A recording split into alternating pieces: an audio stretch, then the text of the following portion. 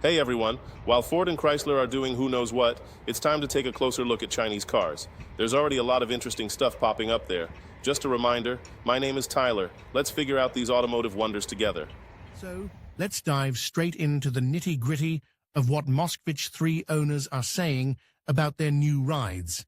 We're talking about the real-world experiences, the things you won't find in the glossy brochures. First up, we have to address the elephant in the room: the Kazakh assembly and the surprisingly Spartan standard configuration. Now, I've seen some pretty questionable assembly work in my time, but some of the reports coming in about the Moskvich 3 are concerning. We're talking panel gaps that are wider than my thumb, uneven paint jobs that look like they were done by a chimpanzee with a spray can, and interior trim pieces that feel like they're held on by hope and a prayer. And it's not just cosmetic issues. Some owners are reporting problems with things like door seals not fitting properly, leading to wind noise and water leaks. This is unacceptable, especially considering the price point. The standard configuration in particular seems to be the biggest offender here. You're paying good money for a new car, and you shouldn't have to deal with this level of shoddy workmanship. It really makes you wonder about quality control throughout the entire process. Are they rushing things to meet demand? Are they cutting corners to keep costs down? These are serious questions that need answering. It's not just about aesthetics. These are potential reliability issues down the line. Next, let's talk about the brakes. Several owners have reported brake runout, which is a serious safety concern.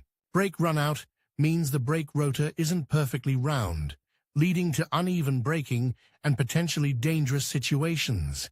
Imagine this: you're driving down the road, you need to brake suddenly, and your car pulls to one side because one brake is grabbing harder than the other. That's terrifying. And the reports aren't just isolated incidents. There's a noticeable trend emerging here. Now, some might say, oh, it's just a minor issue. You'll get used to it. But I'm here to tell you, you shouldn't have to get used to potentially dangerous braking issues in a brand new car. This is something that should be addressed immediately by the manufacturer, not something owners should just accept as part of the ownership experience. This isn't about being picky. This is about safety. This is a fundamental aspect of a car that needs to be perfect, and it's clearly not. We're talking about a critical safety system, and the fact that there are so many reports of this problem is deeply worrying. It raises serious questions about the testing and quality control processes at the factory. This isn't something that can be easily fixed with a software update. This requires a physical fix, and that means potentially significant downtime for the owner.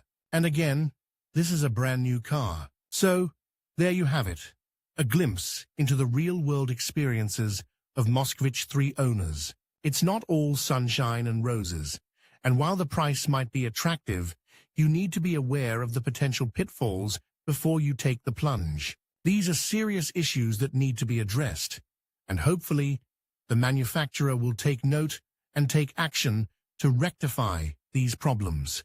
Remember, your safety is paramount. So, we've all seen the glossy brochures, the flashy test drives, and the promises of a reborn Moskvich. But what are real owners saying? Let's dive into the reviews and uncover the truth behind the hype. We started by looking at the expert reviews, the ones from professional automotive journalists, and honestly, a lot of them seemed a little optimistic. They highlighted the positives, sure, but glossed over some pretty significant issues. For example, many test drives focused on the initial acceleration and handling, praising the responsiveness. But real-world reviews paint a different picture. Owners report a noticeable drop-off in performance after the initial burst, particularly when the car is under load, like climbing a steep hill or carrying a full load of passengers. The fuel economy also seems to be a point of contention, with many owners reporting figures significantly lower than the advertised numbers. This isn't just about a few mpg. We're talking a difference of potentially 5 or 10 mpg, depending on driving style and conditions. That's a substantial difference that impacts the overall cost of ownership. And the handling, while initially praised, seems to suffer on uneven surfaces. The suspension, while seemingly adequate on smooth roads, struggles to maintain composure on rougher patches, leading to a bumpy and less than comfortable ride. This discrepancy between the professional test drives and owner experiences suggests a potential disconnect between controlled testing, environments, and real-world driving conditions.